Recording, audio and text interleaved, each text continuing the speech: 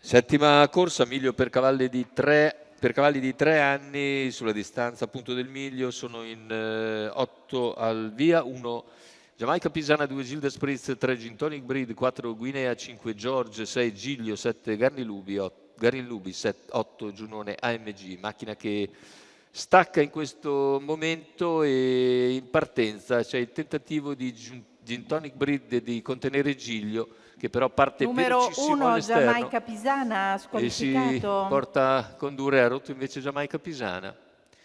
In 150 metri dunque Giglio sfila su Gin Tonic Breed, Giunone AMG in terza posizione, i primi 200 che se ne vanno in 15,5, ma molto veloci soprattutto i primi 80 metri di gara. All'esterno prova ad avanzare intanto Guinea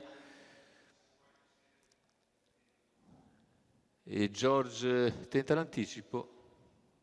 Intanto il 400 in 31,7 con Giglio che ha cercato di prendere in mano una volta filato in testa, seconda posizione sempre per Gin Tonic Breed. All'esterno ora muove Giunone AMG, anche perché avanza George e quindi progredisce all'esterno quello che ha chiuso favorito, cioè Giunone AMG.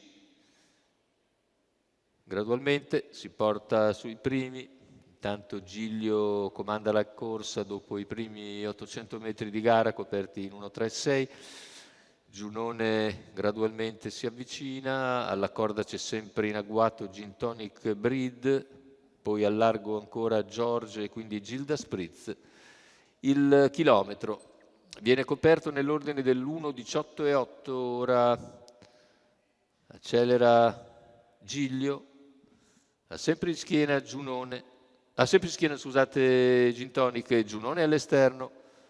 Superato il paletto dei 400 finali con parziali in 14,4, ora Giunone va deciso all'attacco, decisa la femmina, si porta su Giglio, mentre anche George sposta in terza ruota e alla corda c'è Gin Tonic Breed, completamento della curva finale, ingresso addirittura d'arrivo con Giglio che è ancora in vantaggio. L'errore di Gin Tonic Breed nel finale, Giglio viene raggiunto sul traguardo da Giunone AMG, due molto vicini sul palo, 1.16,4 il ragguaglio conclusivo, da vedere appunto questo arrivo che vede probabilmente Giunone AMG prevalere, ma è un'impressione che adesso andremo a confermare con l'arrivo. Vediamo, Giglio è ancora in vantaggio a questo punto, ma Giunone